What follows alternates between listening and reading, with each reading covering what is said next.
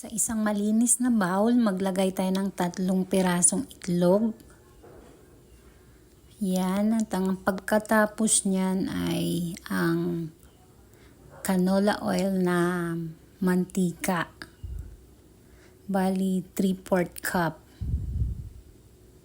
ang ilalagay natin. Yan.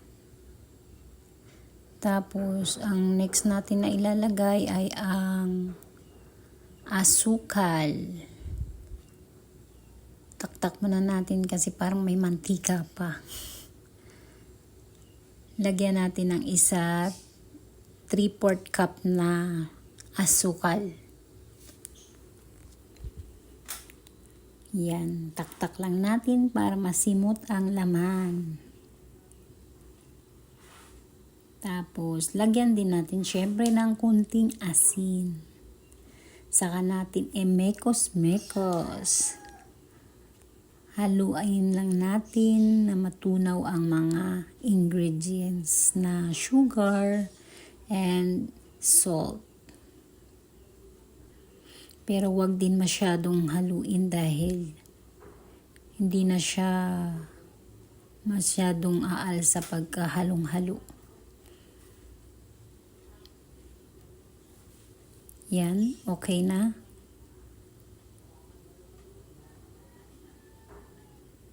Okay na yan. Next natin ay ang gatas.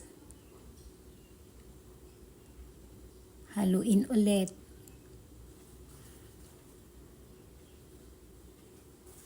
Pag okay na, ilalagay natin ang banana. Yung saging na dinurog-durog natin, mga 5 piraso or 6 yata yun. Saka haluin ulit natin.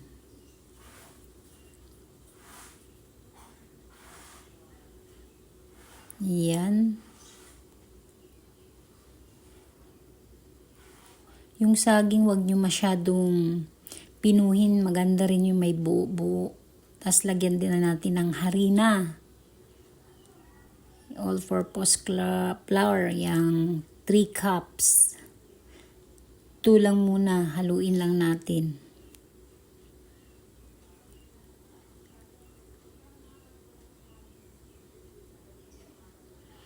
Yan, para mahalo siya, hindi ko muna sinabay-sabay.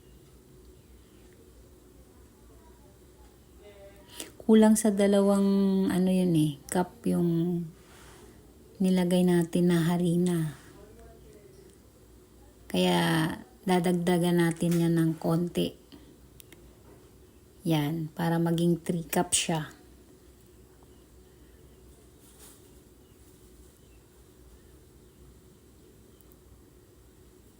Tapos lagyan natin ng 1 kutsarang baking soda, baking powder, tsaka kape. Lagyan din natin ng 1 kutsarang kape. Pero yung iba hindi man naglalagay ng kape. Depende sa inyo kung ano ilalagay nyo. Kung kape or cocoa powder, yan. Pwede din. Haluin lang natin.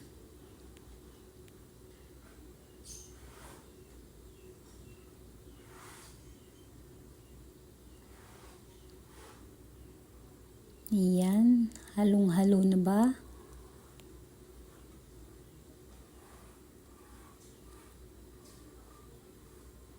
Maganda rin pag may konting buo yung saging natin eh. Yan yung ating raisin. Nilagyan ko, hindi ko inubos para pan-toppings din yung iba. Tsaka yan yung choco chips. Haluin lang natin para hindi sila nakakalat. Itabi lang natin yan. Tapos meron tayong molder, yan. Pinunasan na natin ng mantika yan para hindi lang dumikit. Yan, lagyan na natin. Kasi may nakasalang na tayong steamer. I-steam ko po yan ng 45 minutes. Yan. Nilagay ko na yan lahat dyan.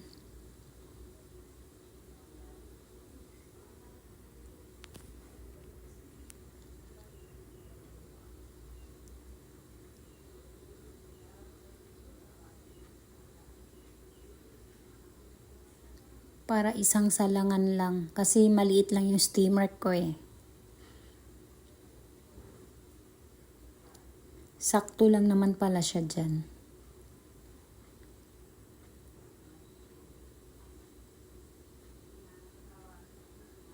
Yan. Sinimot ko talaga kasi sayang. Sakto lang.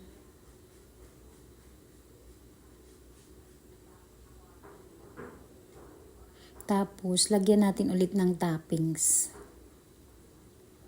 Yung raisin and choco chips. Nilagyan natin ulit sa ibabaw.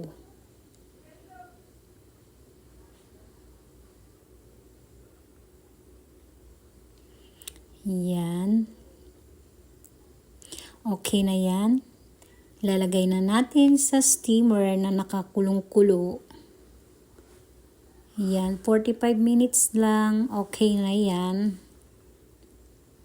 Tinakpan lang natin. Tsaka 45 minutes antay natin. Saka natin bubuksan. Okay na. Thank you. Yan.